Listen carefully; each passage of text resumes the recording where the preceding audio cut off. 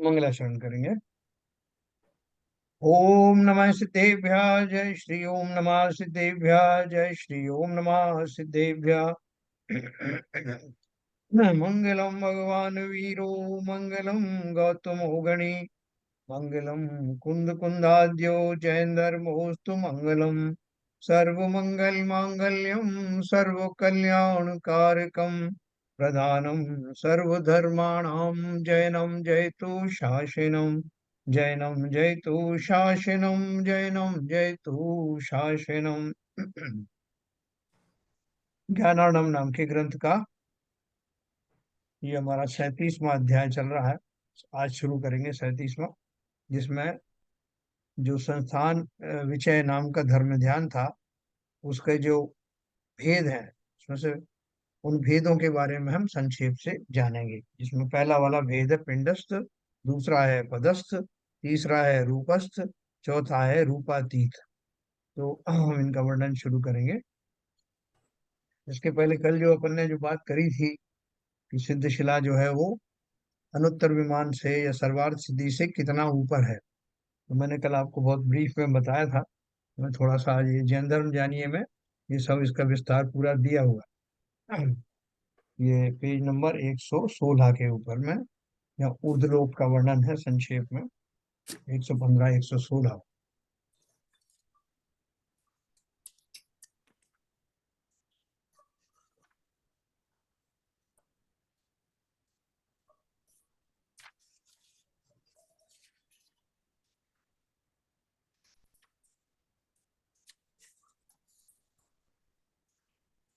है ना, ऊर्ध्वलोक है जिसमें अष्टम पृथ्वी व पृथ्वी ये सिद्ध शिला के वर्णन किया गया है।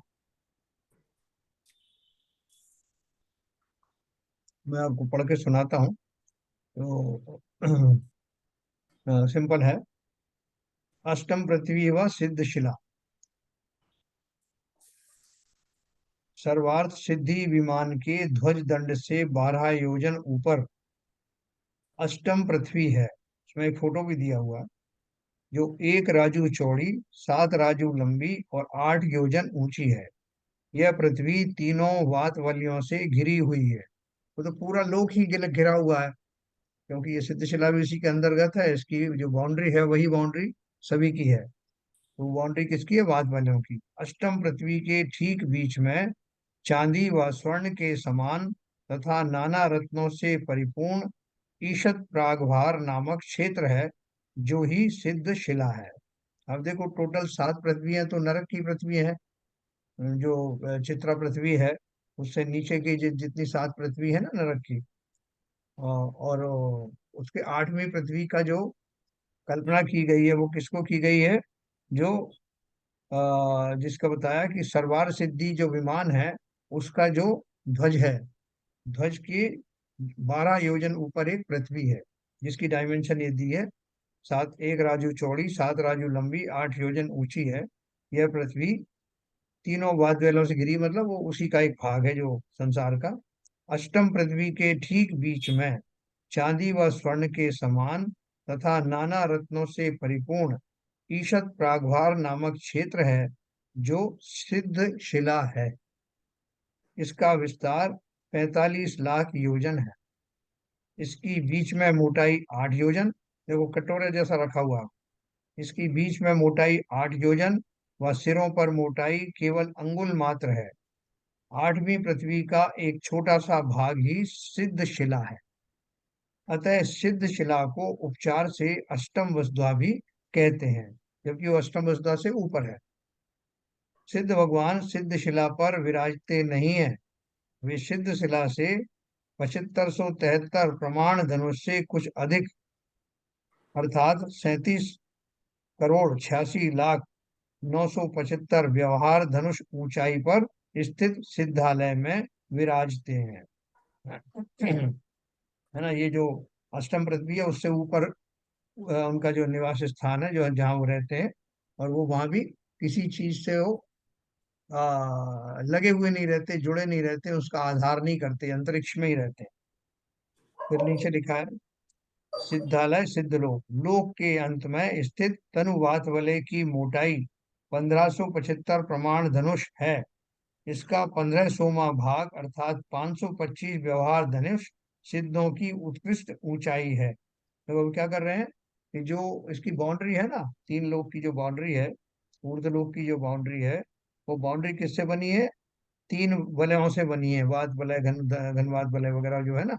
तो उसमें जो लास्ट का जो वलय है तनुवात वलय, जिसकी मोटाई 1575 धनुष है, तो उससे वो टच होता है, उनका सिर जो है सभी सिद्ध भगवानों का, जो उनका ऊपर का सिर वाला जो पोर्शन है, सिर ऐसा नहीं होता हालांकि जैसा स्थूल हमारा होता है, लेकिन वो जो आकृति बनती है शरीर की, वो उसको जाकर टच होती है वो तनुवात वलय को। सभी जितने भी सिद्ध हैं, चाहे वो पद्मासन के हों, खड़गासन के हों, तो वो, लेकिन उनका ऊपर का जो पोर्शन है वो सबका उससे टच होता है। पद्मासन वाले वो थोड़े ऊपर हो जाते हैं, लेकिन सिर जो है, सिर का लेवल सबका एक जैसा होता है।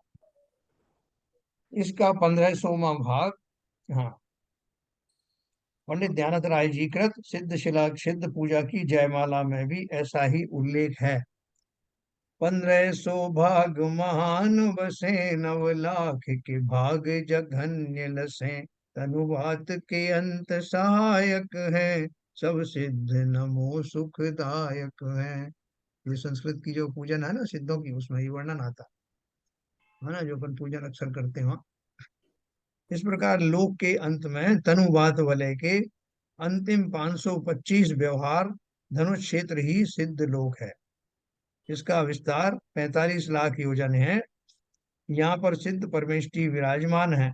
यह लोक का अंत है और इसके आगे अलोकाकाश ही है ना। ऊपर की तरफ देखें तो वहां अलोकाकाश रूप, साइड में देखें तो वो तनुवाद वलय के बाहर का सारा अलोकाकाश ही है।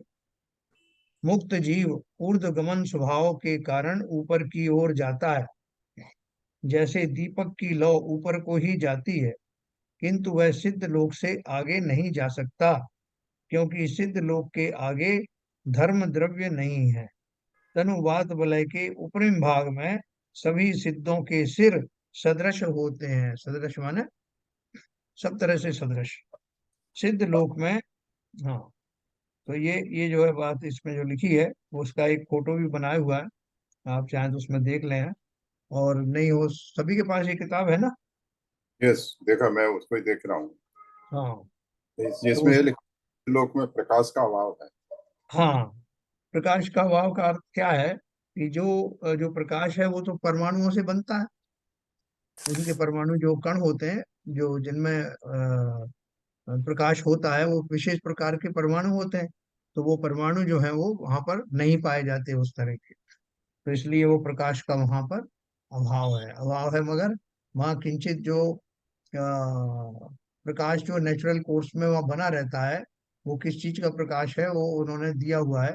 वो विस्तार से मैं आपको बताऊंगा कभी, काफी इसके ऊपर में लोगों ने लिखा हुआ है। कुछ बोलते हैं अगर जो है प्रकाश के परमाणु नहीं है तो अंधकार के परमाणु है, तो अंधकार भी तो परमाणु है। तो वो उसके बारे में मैं डिटेल में आपको दो दो चार दिन में बताऊँ। दूसरा ये हाँ, सवाल था साहब, हाँ, ने जब ये सिलसिला का वर्णन किया था निगोदिया जीवों का, हाँ, तो इस निगोदिया भी जीव कहाँ रहते हैं इसमें, सिलसिला में किस पोर्शन में रहते हैं? हाँ। हम वो निश्चित ही वहां तो नहीं रहते जहाँ सिद्ध रहते, ये तो निश्चित है। लेकिन जैसा इन्होंने बताया कि व्यवहार से हम पूरी जो अष्टम वसुधा है उसको वो सिद्ध शिला कह देते हैं, सिद्ध लोग कह देते हैं उपचार से। तो वो वहां रहते होंगे नीचे के पोर्शन में, लेकिन वहां जहाँ सिद्ध विराजते हैं उस पोर्शन में तो नहीं होंगे, ऐसा मेरा मानना है। और इसको देख के और मैं कहीं बताऊंगा। मैंने चूंकि डाउट अभी दिमाग में आया, इसलिए मैंने कहा जरा आपसे पूछ। नहीं, वो डाउट मुझे मालूम था कि ये डाउट कभी आ सकता है, इसलिए मैं कुछ चिंतित था कि मैं कहीं पता करूं पहले। तो अपन देख के बताएंगे इसको। अभी अपन आगे चलते हैं। हमने सिद्ध लोक का वर्णन चूंकि इसमें आया था, इसलिए मैंने सोचा आपकी थोड़ी जिज्ञासा शांत करें कि वो सर्वार सिद्धि से जो बाल बराबर कहते हैं, बाल बराबर नहीं है। वो सर्वार सिद्धि का जो ध्वज दंड है उससे उतने योजन ऊपर रहती है। अब अपन बात करेंगे उन ध्यानों की जिनके फलस्वरूप, जिनका चिंतन करके ही हम सिद्धशिला तक पहुंचने वाले हैं। जिसमें जो संस्थान विषय हमने पढ़ा, संस्थान विषय के माध्यम से हमने तीन लोक का स्वरूप समझा। तीन लोक के स्वरूप में कौन वस्तु कहाँ है, कहाँ लवण समुद्र आदि है, कहाँ स्वयं रमण समुद्र है, कहाँ द्वीप है, कहाँ मनुष्य लोक है, कहाँ पर देवलोक है, कहाँ ये, तो हमारे पूरे उसमें एक बाई एंड लार्ज एक इमेज बन गई कि ये संस्थान कैसा है। और उस संस्थान में भी जब हमें जैसे कोई ध्यान दिला दे कि साहब आप कल्पना करो कि बम्बई में जो खारघर में आपका जो मकान है, उसका जो बेडरूम है, उस बेडरूम में पीछे की तरफ इतनी दूर पर दीवार की तरफ फला फला चीज रखी, तो अपने पूरे दिमाग में आ जाता है ना उसका नक्शा। अपने फ्लैट के बारे में किसी ने बताया तो अपन हाँ बिल्कुल मेरा फ्लैट है साहब, उसमें हाँ बेडरूम में समझ गया। ये सब कल्पना में हमारे आ जाता है ना, तो हम उसको फोकस कर पाते हैं कि वो चीज कहाँ पर है। उसी प्रकार से ये हमने तीन लोगों के बारे में, तीन लोगों की सब वस्तुओं के बारे में जान लिया। अब आप कोई आपसे कोई कहे कि आप चिंतन करो उस ऊर्ध्व लोक की सर्वार सिद्धि का, तो अपन ने जो कुछ उसके बारे में पढ़ा तुरंत हमारा ध्यान वहां चला जाएगा। उसी प्रकार से अब धर्म ध्यान में जो वर्णन आने वाला है, बैकग्राउंड में हमें वो नॉलेज बैकग्राउंड की हो गई है। अब उसमें जैसे पिंडस्थ ध्यान आएगा, तो पिंडस्थ ध्यान का अर्थ क्या है, उसका स्वरूप क्या है, और हमको अपने उपयोग को समेटकर उन वस्तुओं पर ले जा करके क्या हासिल होने वाला है, ये अपन सब पढ़ने वाले हैं। तो देखो मैं आपको शेयर करता हूँ।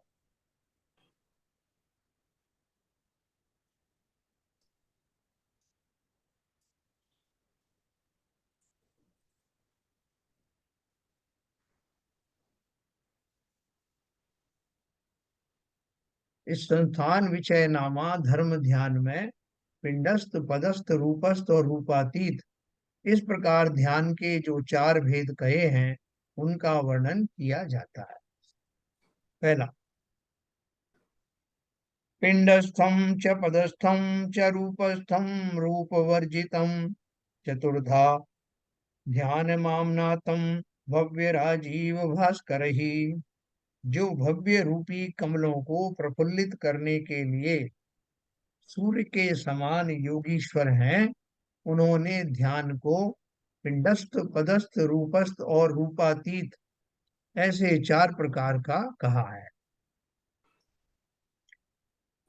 पिंडस्थे पंच विज्ञेया धारणा वीर वर्णिता, संयमी यास्व सम्मूढ़ो जन्म पाशान निकृंतति। पिंडस्थ ध्यान में श्री वर्धमान स्वामी से कही हुई जो पांच धारणाएं हैं, उनमें संयमी मुनि ज्ञानी होकर संसार रूपी पाश को काटता है। तीसरा नंबर तो देखेंगे। अब इसका पार जरा विवरण करेंगे थोड़ा। नहीं, वो कुछ नहीं, वो बोल रहे हैं पांच धारणाएं आपको भी वर्णन की जाएंगी जो संयमी मुनि धारण करता है और उनसे पाप हमारे नाश होते हैं। अच्छा। हाँ इतना ही है। पार्थवी शात्या सात्यथा अग्नेयी श्वसना वात वारुणी तत्वरूपवती चेती विज्ञेयास्ता यथा क्रमम। वे धारणा पार्थवी, आग्नेयी तथा श्वसना, वारुणी और तत्व रूपवती ऐसी यथाक्रम से होती हैं। ये जो धारणाएं बताई हैं, अच्छा। पार्थवी धारणा, आग्नेयी धारणा, श्वसना धारणा, वारुणी और तत्व रूपवती ऐसे यथाक्रम से यानी क्रमवार इस तरह क्या कल्पनाएं की जाती हैं। एक से एक बारीक जो है चिंतन है। सो प्रथम ही पार्थवी धारणा का स्वरूप कहते हैं। पहले पार्थवी धारणा कैसी, तो बहुत ध्यान से सुनना ये सब जो, क्योंकि अपन को ये धारणाएं लगानी है, एक ना एक दिन लगानी है, और बहुत संभव है ये अपना लगाना, इसका मुश्किल नहीं है। हालांकि कहा जाता है कि धर्म ध्यान वो होता तो सम्यक दृष्टियों को ही है, लेकिन इस प्रोसेस में हम सम्यक दृष्टि भी बन सकते हैं। पहले याद जो रहना चाहिए ना धारणा है। हाँ याद रहेंगी, देखो आपको बताता हूँ। एक बार सुनने से कैसे याद रहेंगे। हाँ, देखो पहली बार तो सुनने को मिला ना अपन को कम से कम। वो तो बात सही है। हाँ देखो, प्रथम ही योगी प्रथम पार्थवी धारणा का स्वरूप कहते हैं। हाँ, चौथा नंबर, त्रियगलोक समम योगी स्मरति क्षीर सागरम निःशब्दम शांत कल्लोलम हारिनिहार सन्निभम।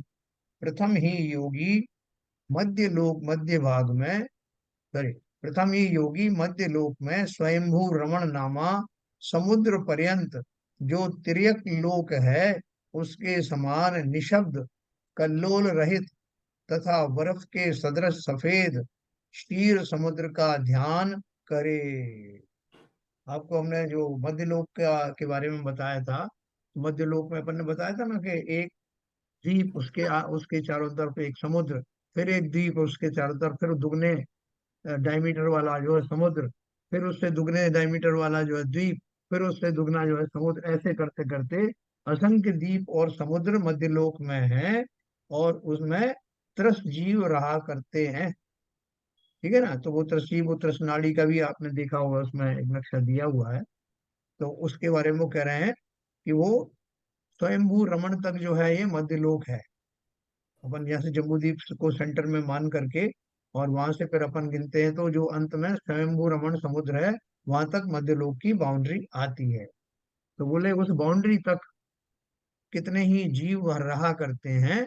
और इस बीच में एक समुद्र पड़ता है जिसमें, जिसे क्षीर सागर कहते हैं, जहाँ का जल अभिषेक के लिए इंद्र आदि लेकर के आते हैं।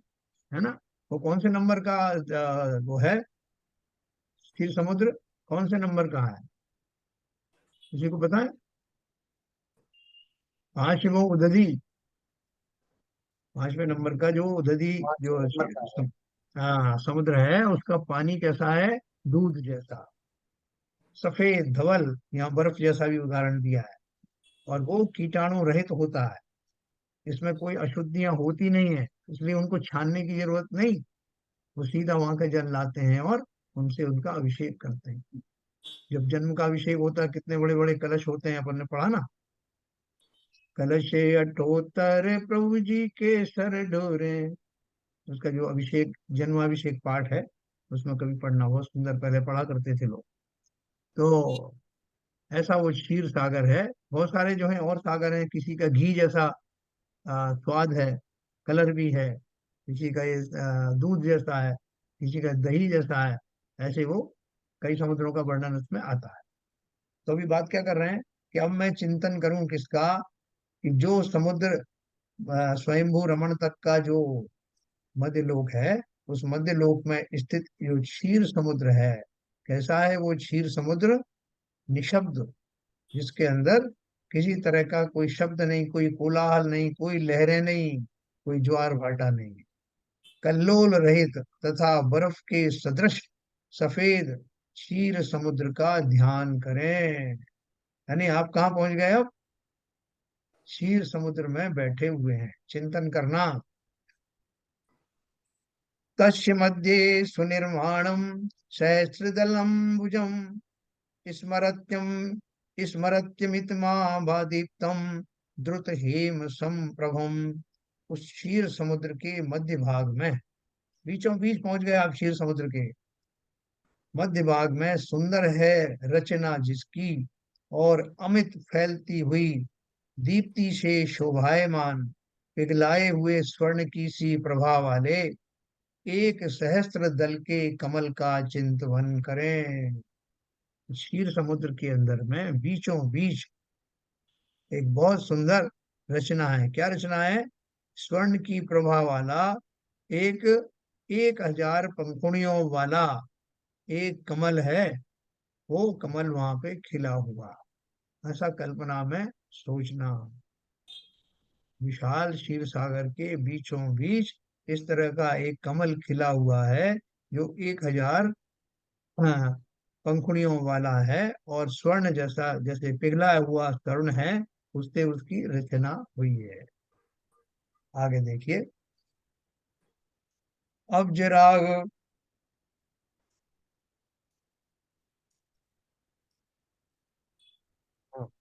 अब जराग समुद्र भूत के केसराली विराजितम जम्बू द्वीप प्रमाणम चचित्त भ्रमर रंजकम। फिर इस कमल को कैसा ध्यावें कि कमल के राग से उत्पन्न हुई केसरों की पंक्ति से विराजमान तथा चित्त रूपी भ्रमर को रंजायमान करने वाले जम्बू द्वीप के बराबर लाख योजन का चिंतवन करें।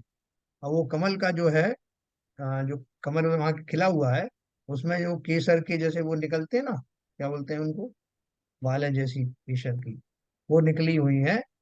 और चित्त रूपी भ्रमर को रंजायमान करने वाले, मतलब जैसे भ्रमर जो है वो सुंदर पुष्प आदि को देख करके उसके ऊपर में गुंजायमान करता है, भ्रमण करने लगता है, ऐसे ही हमारा चित्त अभी कहाँ घूम रहा है, जम्बू द्वीप के बराबर लाख योजन का चिंतवन करें।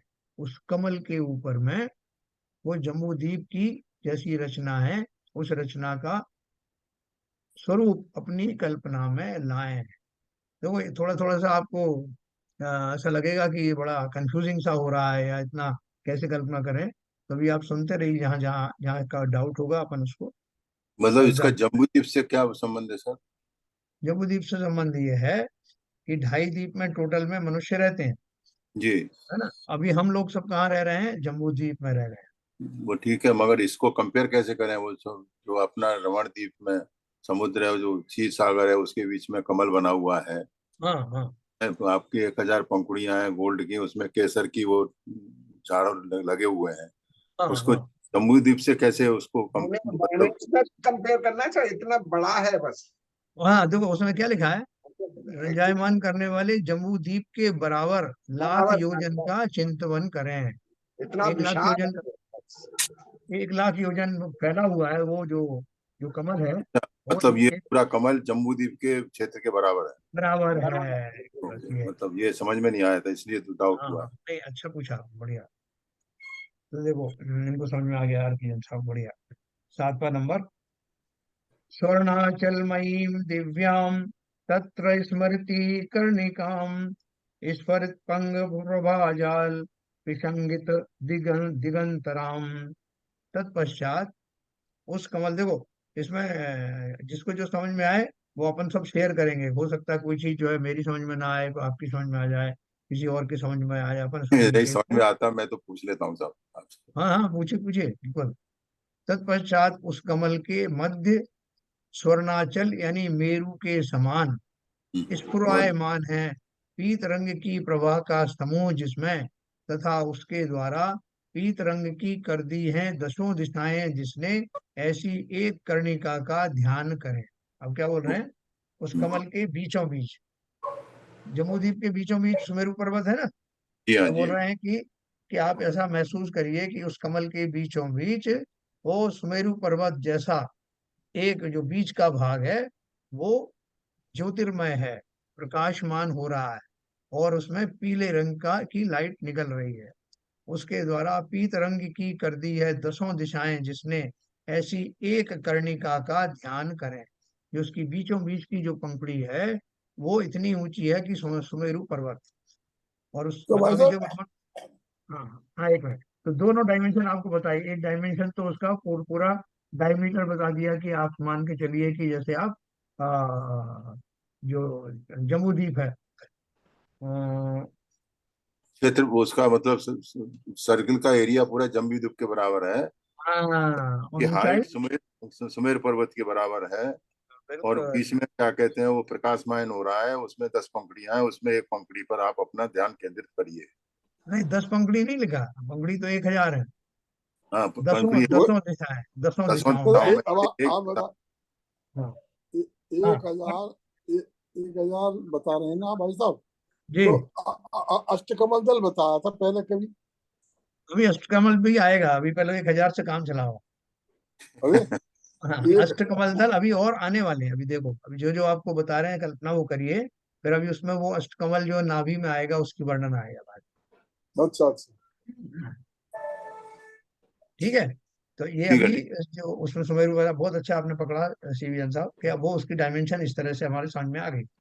और वो उसका कलर कैसा हो रहा है, पीले रंग का, बिल्कुल जैसे स्वर्णिम कलर की तरह, सब दसों दिशाएं उससे शोभायमान है। वर्तमान हो रही 8वां नंबर देखिए, शरद चंद्र निभम तस्यामुन्नतम हरिविष्टितम तत्रात्मानं सुखासीनं प्रशांतमिति चिंतयेत। उस कमल की कर्णिका में शरद ऋतु के चंद्रमा के समान श्वेत वर्ण का एक ऊंचा सिंहासन चिंतवन करें। ये कणका, उस कमल, कणका का मतलब क्या है सर? कर्णिका मतलब वो उसका जो, वो क्या बोलते हैं, पंखुड़ियां, बीच अच्छा का भाग नहीं, कणी का मतलब जो कमल बीच का भाग। जो बीच का भाग है, बराबर, जो नहीं नहीं, सेंटर बीच में, में, बीच में, हाँ, जो पराग स्थल सेंटर में, होता है सेंटर ना, में। सर सेंटर जो होता है। बीच का भाग हो गया, उसमें बोल रही है एक कणका का ध्यान करें। हाँ एक कणका का मतलब क्या हुआ? बीच का भाग, तो बीच का भाग कॉमन हो गया उसमें से। एक नहीं, नहीं, उस कमल आपने की जो बोला, कर्णिका में एक नहीं लिखा भाई साहब, एक मिनट बाबूजी, एक नहीं लिखा उसमें। एक मिनट बाबूजी, मुझे क्वेश्चन क्लियर कर ले दीजिए, फिर आप अपना उद्घोषण करिए।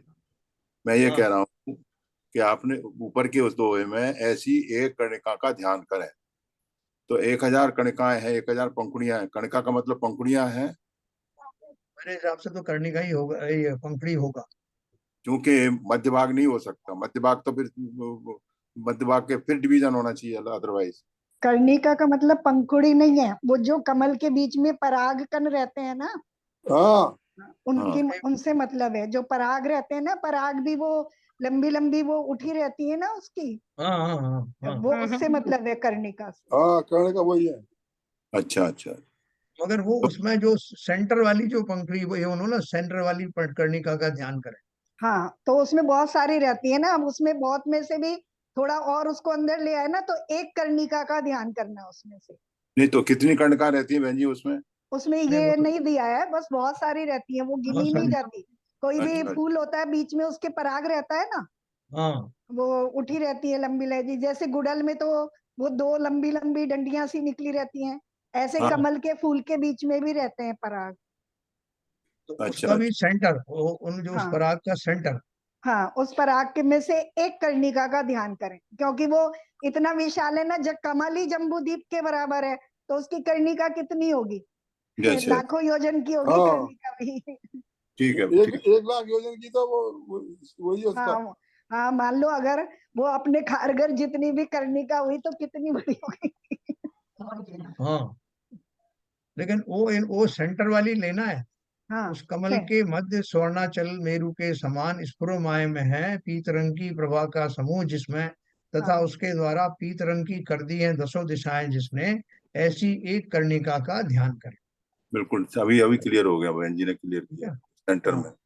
अभी देखो उसमें बहुत सारी चीजें जो है वो सबके समझ में नहीं आई, किसी का कुछ समझ में आएगा, किसी कुछ समझ में आएगा, सब मिलके अपन उसको सॉल्व करें। नहीं नहीं, बहन जी ने बिल्कुल स्पष्ट क्लियर क्लियर कर दिया। हाँ, अभी 8वां नंबर देखो, बहुत जो सुंदर अपन, ध्यान होता है ये, हमने करा है बहुत बार, माता जी के साथ करा है, अरे, बहुत सुंदर होता है ये।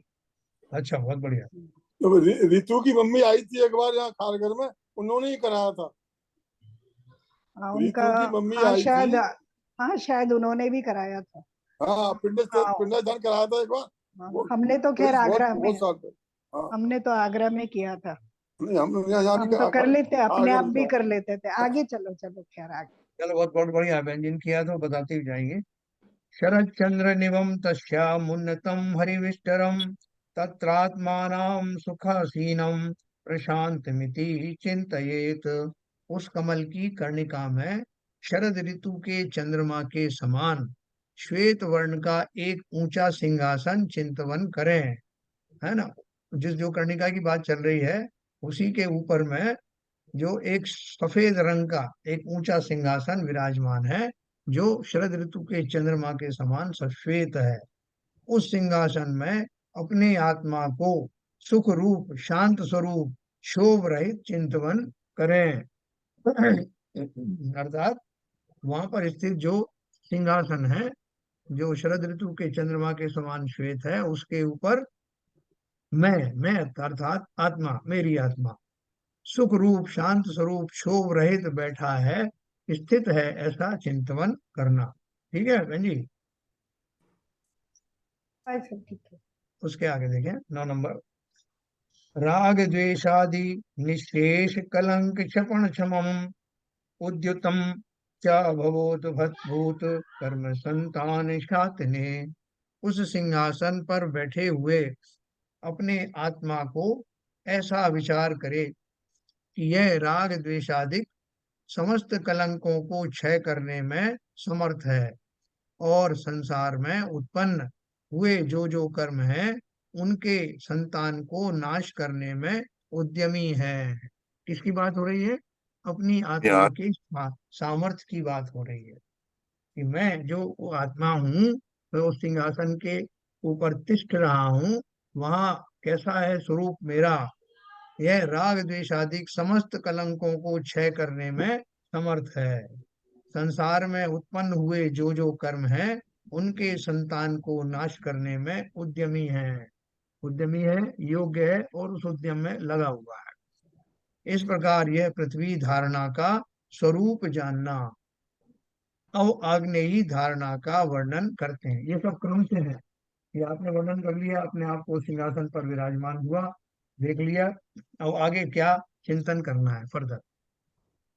10 नंबर, इसे आग्नेयी धारणा कहते हैं। ततो वसौ निश्चलाभ्यासात् कमलं नाभिमण्डले स्मरत्यति मनोहारी षोडशोन्न पत्रकम्। तत्पश्चात योगी निश्चल अभ्यास से अपने नाभि मंडल में 16 ऊंचे ऊंचे ऊंचे पत्रों के एक मनोहर कमल का ध्यान करे। अब अपने सिंहासन पर बैठे हुए और वो नाभि में से उसका अपनी नाभि में 16 बड़े बड़े पत्तों वाला या पंखुड़ियों वाला एक मनोहर कमल उसके अंदर से खिल रहा है, नाभि के ऊपर से, नाभि के अंदर से बाहर निकल रहा है। 11 नंबर, पत्र पत्र प्रतिपत्र समासीन स्वरमाला विराजितम कर्णिकायां महामंत्रम विस्फुरंतम विचिंतयेत। तत्पश्चात उस कमल की कर्णिका में महामंत्र का जो आगे कहा जाता है उसका चिंतन करे और उस कमल के 16 पत्रों पर, 16 पत्र वाला है ना वो, तो उन 16 पत्रों पे क्या लिखना है या क्या सोचना है? अ आ इ ई उ ऊ र रे ल ल ए ऐ ओ औ अम अह, इन 16 अक्षरों का ध्यान करे। है ना? वो कौन से कमल के ऊपर? जो नाभि से निकला हुआ है, जो 16 पंखुड़ियों वाला ऊंचे ऊंचे उसका है। पत्र लिखा है, पत्ते हैं या कि पंखुड़ियां? बहन जी, पत्र। हाँ ठीक है, 16 अक्षरों का ध्यान करें और उस महामंत्र का स्वरूप कहते हैं। जो महामंत्र जिसकी बात करे जा रहे हैं, ऊपर लिखा है तत्पश्चात उस कमल की कर्णिका में महामंत्र का जो आगे कहा जा रहा है उसका चिंतन करे। तो वो महामंत्र क्या है? 12 नंबर,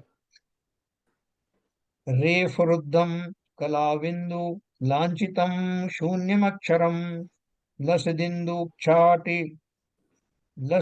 लसदिन्दुच्छाटका कोटि कांति व्यापो हरिन्मुखम। रेफ, रेफ से रुद्ध कहिए, आवृत और कला तथा बिंदु से चिन्हित, और शून्य कहिए हकार ऐसा अक्षर, लसत कहिए दैदीप्यमान होते हुए, इंदु की छटा कोटि की कांति से व्याप्त किया है, दिशा का मुख जिसने, ऐसा महामंत्र जो इसका क्या उच्चारण करें?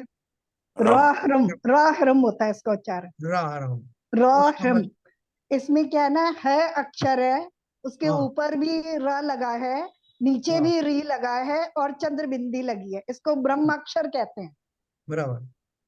तो इसका कैसे प्रोनाउंस करेंगे? पहले एक रे पहले भूल जाता है, आधा रे ना, जो ऊपर वाला र पहले भूल जाता है, रिम, राहिरम। राहिरम।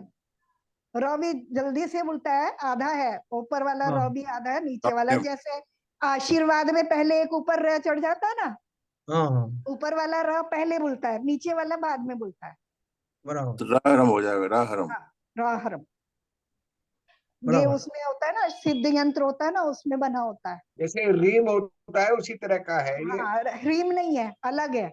ह्रीम हाँ। 24 तीर्थंकरों का प्रतीक है और ये सिद्ध भगवान का प्रतीक है। तो ये रा- इसको, इस कमल की कणिका में कर्णिका में स्थापन कर चिंतवन करें। ये जो एक अक्षर का जो मंत्र बताया है, इसको वहां स्थापित करें कर्णिका में। मतलब 16 जो पंखुड़ियां हैं उनपे तो वो पूरे 16 अक्षर हो गए, जो उसका बीच का भाग है वो उसकी कर्णिका हुई ना कमल की, उसके हाँ। पराग हुए, तो उस जगह इस मंत्र को लिखना, इस मंत्र की कल्पना करें मतलब। ठीक है भाई। बिल्कुल हाँ सही ठीक है। है। ना लेकिन वो तो 11 अक्षर थे। एक मिनट सर, हाँ 11 अक्षर थे आई ई वाले, तो 16 तो नहीं नहीं थे। 16 16 अक्षर है, 16 16 है। अच्छा 16 16 अक्षर हो 1 गए। 3 6 2 8 2 10 2 12 2 14 2 16। 16 भाई तो गिन लिया करो अच्छी तरह हो से। गए हो गए हो गए हो गए, ठीक है सर। ठीक है। पकड़ लिया आज बाबूजी ने। हाँ 16 के 11 पढ़ोगे तो कैसे काम चलेगा? हाँ। बिल्कुल पकड़ लिया आपने, सही बात है सर। आगे देखो, फिर कैसा चिंतवन करे सो कहते हैं। ये तो बहुत बढ़िया हो गया कि बहन जी ने ध्यान किया हुआ है, और ये ज्यादा इसमें मेहनत करनी नहीं पड़ेगी, अपने समझ में आ जाएगा सीधा। फिर कैसा मुझे लगता चिंतवन है करे। एक बार क्लास पेंजी ने यहाँ पे लगाई थी पिंडस ध्यान की अपने आप ही। रीतू की मम्मी ने, हाँ, खारघर में। हाँ रीतू की मम्मी ने कराया था। हम्म। चलो 13 नंबर। हाँ, इसी को रेफ अक्षर के नाम से ये बोला गया है, जो नहीं रेफ अक्षर नहीं, रेफ तो र है, रेफ का मतलब तो खाली र होता है। इसको ना या तो वो कहते हैं वो ब्रह्म अक्षर कहते हैं इसको। उसमें वो संस्कृत वाली पूजा करते हैं ना, ऊर्ध्वाधूर युतम हाँ हिंकार हाँ हाँ, हाँ। उसमें ये वाला शब्द बनता है। उसका मतलब ये है ऊर्ध अधो रेफ युक्तम, जो ऊपर भी र है, अधो मने नीचे भी र है, उससे जो युक्त है ब्रह्म सर आवेष्टितम, और जो हा है उसको ब्रह्म सर कहा जाता है, उससे जो र से युक्त जो ब्रह्म सर है उसकी बात करते हैं। वो सिद्धों की पूजा है ना, और सिद्ध चक्र विधान में भी यही वाला आता है। और जो यंत्र होता है ना, सिद्ध यंत्र होता है, उसके बीचों बीच ये लिखा होता है। नहीं तो रेफ रेफ क्या हुआ फिर? रेफ मने खाली र होता है, रेफ का मतलब र। और आगे वो जो आगे के उस दो में है रेप का वर्णन सर। ना, एक मिनट। तो वो जो अपना जो महामंत्र है, जो आगे इसमें पढ़ो, आपको ऊपर भी समझ में आ जाएगा। ऊपर भी रकार है, नीचे भी रकार है, हाँ उसमें से जो हा है वो रेफ है। नहीं, हाँ ब्रह्म सर है, तो रेफ दोनों क्या जो हुआ? र है वो रेफ है। कौन सा है रेफ? ऊपर वाला र भी और नीचे वाला भी, र का मतलब रेफ बोलते हैं उसको, तो र दोनों को हो रेफ। गए। कोई जो है जो वो लगाते हैं मात्रा, उसको रेप बोलते हैं। आगे पढ़ो, आपको या समझ में चलो आ जाएगा। फिर कैसा ऊर्ध्वा, चिंतवन करे जैसे सो कि कहते आपने हैं। सिद्ध पूजा का याद सही कहा है, ऊर्ध्वा घोर विदम सवुंद सपरम हाँ ब्रह्मास्पराविष्टितम हाँ वर्गा हाँ। तांगमुदलम तत्संग तत्वांतिनम। यस। तो देखो 13 नंबर है, तस्य रेफाद्विनीयान्तीं शनैर्धूर्मिशिखा स्मरेत् स्फुलिंग संततिं पश्चाज्ज्वालालीं तदनन्तरं तेन ज्वालाकलापेन वर्धमानेन संततं दहत्यविरतं धीरय पुंडरीकं हृदि स्थितम्। तत्पश्चात उस महामंत्र के रेफ से मंद मंद निकलती हुई धूम यानी धुएं कोई शिखा का चिंतवन करें। हाँ, कौन सा करें चिंतवन बहन जी? हाँ, ऊपर वाला जो र है, कहाँ से र निकला? ऊपर लगा है ना, उसमें से हाँ धुआं निकल रहा है। हाँ। मंद मंद निकलती हुई धुएं की शिखा का चिंतन करें। उसमें से ऊपर वाली जो रकार है, हाँ, उसमें से धुआं निकल रहा है। वही रेफ हुआ। नीचे वाली जो रकार है उसका उसको रेफ नहीं है। उसको रिरी कहते हैं सर। उस हैं? हाँ रिरी कहते हाँ हैं। क्या कहते हैं? री रिरी, रिरी रिरी कहते हैं उसको, कुछ ऐसा ही बोलते रेड हैं। वाली रिरी। राई होता है वो भी, लेकिन हाँ, इसको रकार, ऊपर वाले को रेव रकार से कहा जाता है। रेव से वैसे आगे जहां भी आएगा। चलो आप अभी यहाँ समझ लो, ऊपर वाले र की बात हो रही। तत्पश्चात उस महामंत्र के रेफ से मंद मंद निकलती हुई धूम की यानी धुएं की शिखा का चिंतवन करे। तत्पश्चात उसमें से अनुक्रम से प्रवाह रूप निकलते हुए स्फुलिंगों की पंक्ति का चिंतवन करे। पहले धुआं निकला, उसमें से चिंगारी निकलने लगी, और तत्पश्चात उसमें से निकलती हुई ज्वाला की लपटों को विचारे। वो चिंगारियां अब लपटों के रूप में बदल गईं। तत्पश्चात योगी मुनि क्रम से बढ़ते हुए उस ज्वाला के समूह से अपने हृदयस्थ कमल को निरंतर जलता हुआ चिंतवन करें। अभी वो सारा जो है वो कमल तो निकला है नाभि से, लेकिन उसमें से जो निकली हुई ज्वाला है, उस ज्वाला से वो चिंतन कहाँ कर रहे हैं? हृदय कमल में। क्या बहन जी, अब हाँ, हृदय कमल कहाँ है? अभी बताएंगे अगले हाँ, अगले श्लोक ऊपर में। है ना वो, नाभि से तो ऊपर ही होता है। हाँ, नाभि से ऊपर तो है ही, हृदय तो ऊपर लेकिन है ही। तो अब नीचे आग लगेगी तो ऊपर जलेगा नहीं जलेगा? तो ये हाँ, उसको जलाने का क्या मतलब है हृदय कमल को? अभी तो अभी आगे बताएंगे, में अभी आप अभी देखिए, पूरा जल जाएगा शरीर, 8 कर्म रहेंगे, 8 सब जल कर्म। जाएगा, हवा देखो, चलेंगी, पानी अब ये आएगा, फिर जिन्होंने पिक्चर देख ली होती है ना, देखो जिन्होंने पिक्चर देख ली होती है उनके साथ ये बड़ी प्रॉब्लम है कि हमने वो जो देख ली है पिक्चर। पहली दूसरों को बार पिक्चर पिक्चर देख देखने, हाँ वो हाँ, दूसरों को नहीं, बताते हैं। दूसरों को पिक्चर नहीं देखने देते। आप बीच में प्रश्न मत करो ना, पढ़ते जाओ, बीच में हाँ, प्रश्न मत करो, पढ़ते जाओ, खुद समझ नहीं, में आ जाएगा। प्रश्न तो बहन जी क्या कहते हैं, बट नेचुरल आता है। हाँ, तो मगर अगर नहीं आएगा तो फिर अपने आप आता जाएगा ना, उत्तर भी नहीं अपने नहीं, आप आता जो जाएगा। पिक्चर देखने वाले हैं वो बताना शुरू कर देते हैं, फिर कंफ्यूजन हो जाता है। देखो ठीक है, मजा भी हमने नहीं बोला आता कि बोले हम नहीं पिक्चर बोलेंगे का। हम साहब। ठीक है, हम नहीं बताएंगे। नहीं नहीं बहन जी, आप बताइए जरूर, आप हाँ, बताइए सुनो जरूर। सुनो, आगे सुनो। उस ज्वाला के समूह से अपने हृदयस्थ कमल को निरंतर जलता हुआ चिंतवन करें। उस हृदयस्थ कमल का विशेष स्वरूप अब कहते हैं, है ना, 15 नंबर।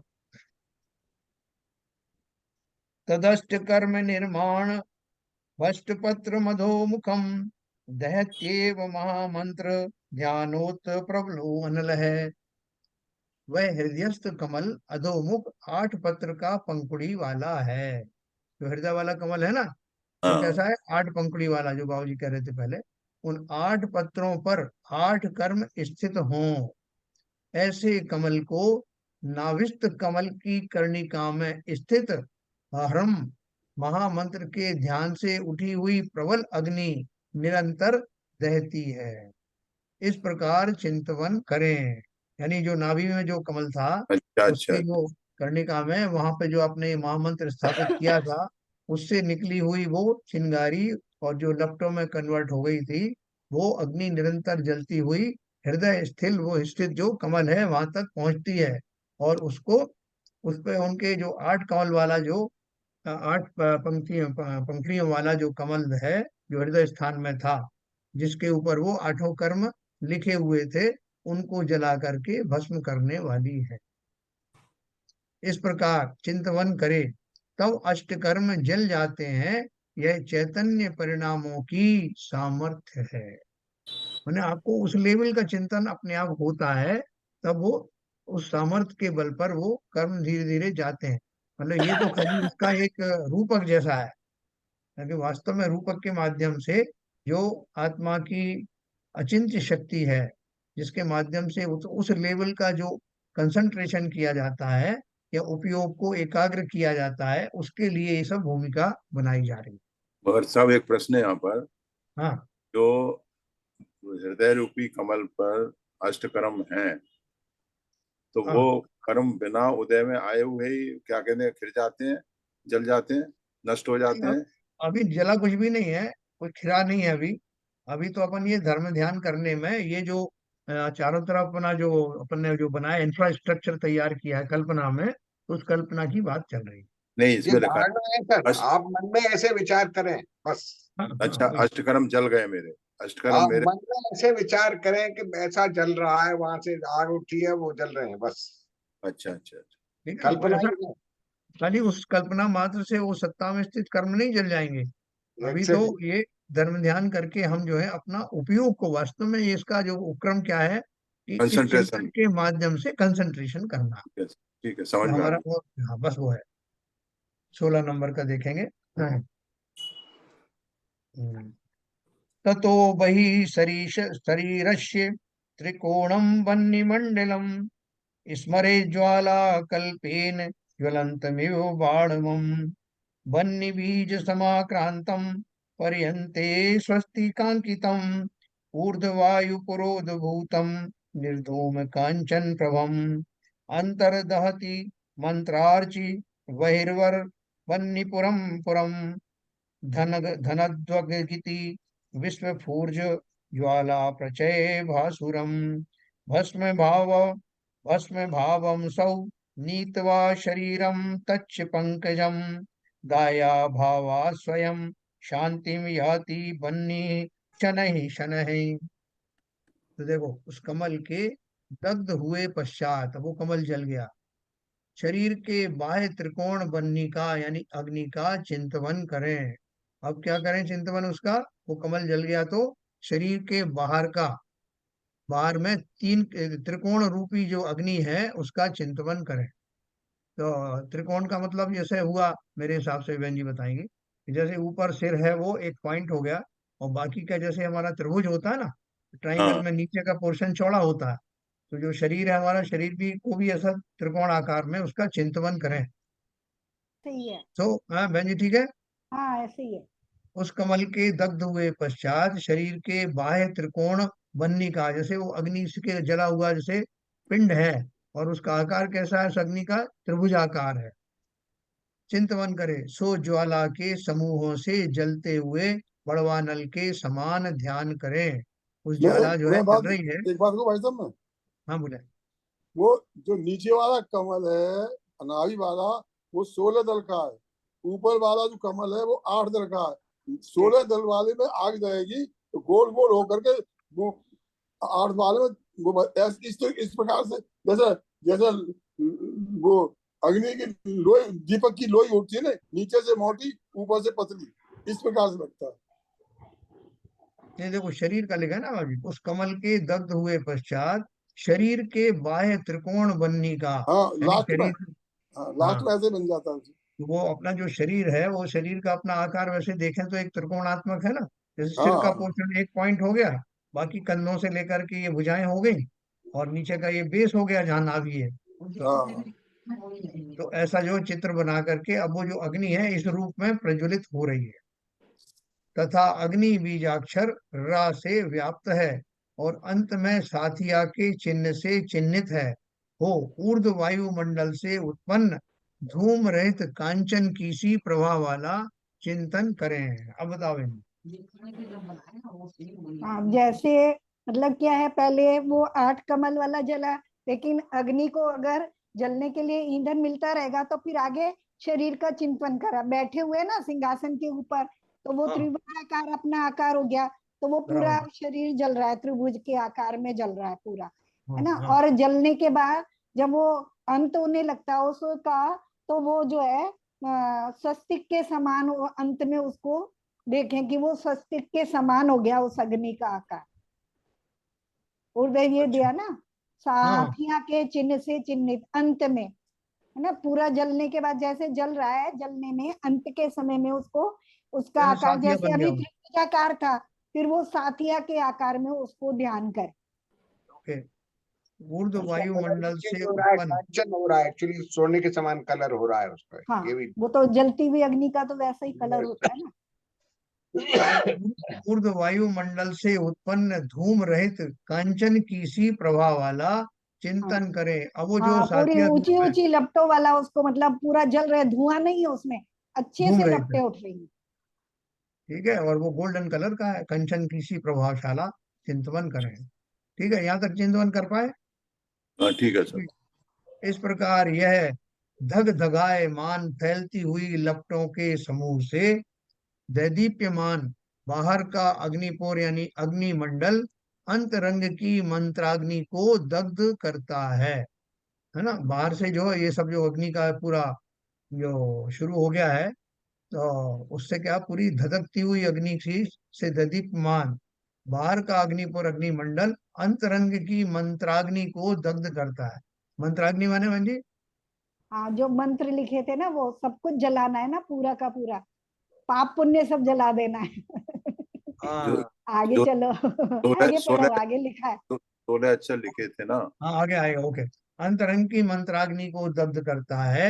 तत्पश्चात यह अग्निमंडल उस नाभिस्थ कमल और शरीर को भस्मीभूत करके दाह का, जलाने योग्य पदार्थ का अर्थात ईंधन का अभाव होने से धीरे धीरे अपने आप ये अग्नि शांत हो जाती है। यानी वो अग्नि जो उठी उसने सब कुछ जला के खाक कर दिया, जहां से जो उद्गम स्थान था वो भी जलकर खाक हो गया। और अब क्योंकि अब उसमें कुछ बचा ही नहीं, ईंधन बचा नहीं, तो अब अग्नि वो शमन को प्राप्त हुई। देखो इसमें एक बहुत अच्छी बात है, अच्छी बात कही है भैया, एक विशेष बात है कि जो जो वर्णन ऊपर आ जाता है फिर उसका जो है डिटेल में वर्णन उसके नीचे आता है। तो इसलिए अपन थोड़े से प्रतीक्षा करेंगे तो उनका अर्थ नीचे काफी विस्तार से दिया होता है। तो उन्होंने कहा वो दाह जलने योग्य पदार्थ यानी ईंधन समाप्त हो गया तो आग बुझ जाएगी। हवा होने से धीरे धीरे अपने आप ये अग्नि शांत हो जाती है। अर्थात अब इस प्रोसेस में क्या हुआ कि मेरे 8 कर्म नष्ट हो गए। ठीक है, ये क्यों क्यों चिंतन चल रहा है, उसका और कारण शरीर आगे, भी नष्ट हो गया। शरीर नष्ट हो जाएगा, है ना, वो अभी नीचे बताएंगे। लेकिन अभी 8 उन्होंने ये क्या कहा, शरीर में अग्नि लगी है, फिर ऊर्जाकार से होकर के फिर वो जो है छाती के आकार वाली हो गई और सब कुछ जल करके खाक हो गया। उन्होंने अभी ये शब्द इस्तेमाल नहीं किया कि शरीर नष्ट हो गया, लेकिन इसका अर्थ वही है। तो आगे उसको और खुलासा करेंगे। इस प्रकार यह आग्नेयी धारणा कही, आगे मारुति नामा धारणा का स्वरूप कल कहेंगे। पहले और हवा पृथ्वी कब धारणा चलेगी? हुई, फिर आग्नेय है? धारणा हुई, हाँ, मारुति माने वायु वाली। वायु वायु धारणा। ये धारणा बताई थी, 4 पहले से ही बता दी थी उन्होंने नाम।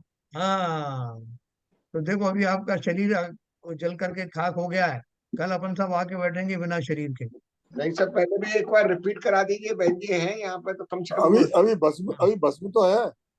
नहीं अभी सभी बहुत कुछ कुछ है, नहीं अभी हुआ। बहुत कुछ है, धीरे धीरे पचाएंगे अपन इस बात को। हाँ बहन जी, बहन जरा जी एक से बार एक बार इनको repeat कर क्रम से देंगे। बता दीजिए, क्रम से ये बता दीजिए। धारणा हाँ पृथ्वी बताइए। धारणा, हाँ, सबसे आगे पहले पृथ्वी धारणा है। तो जितना बड़ा मध्य लोक है ना, पूरा का पूरा मध्य लोक जो है, पूरे मध्य लोक जितना क्षीर सागर का ध्यान करें, मतलब पूरे मध्य लोक जितना, मध्य लोक यानी स्वयंभू रमन तक बर्फ के समान से क्षीर समुद्र है और कुछ नहीं है, खाली बस क्षीर समुद्र है।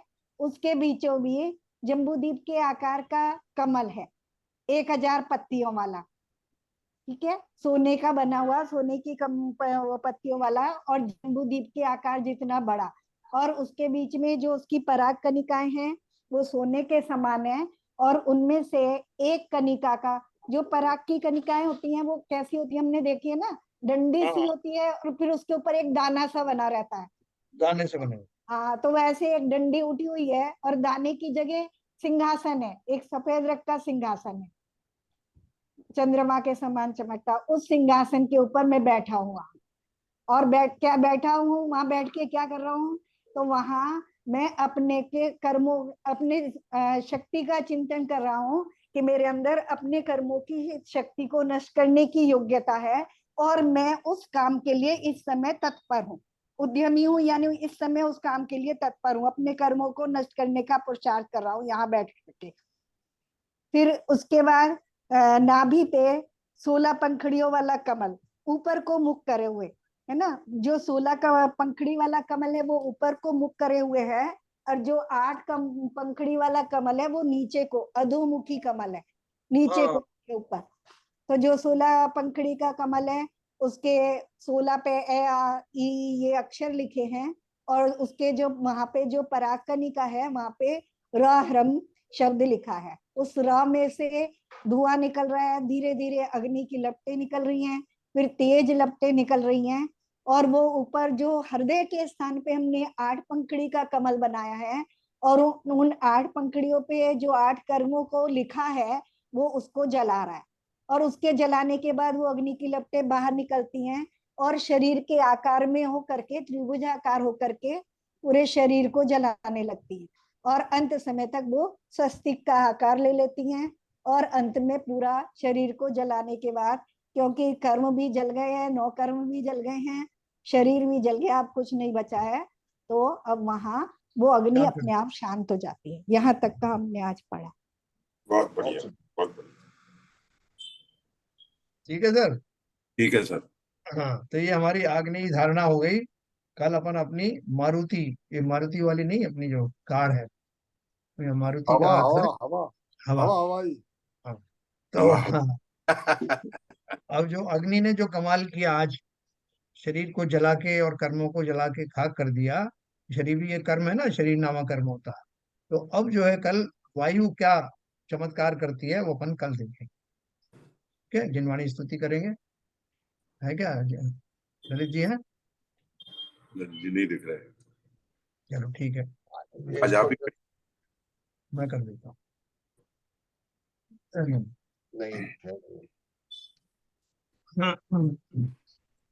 मिथ्यात्म नाश वे को, ज्ञान के प्रकाश वे को, आपा पर भास वे को, भानु सी बखानी है।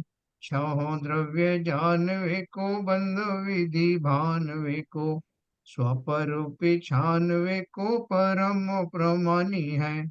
अनुभव बताए वे को, जीव के जताए वे को, काहू न सताए वे को, भव्य और यानी है।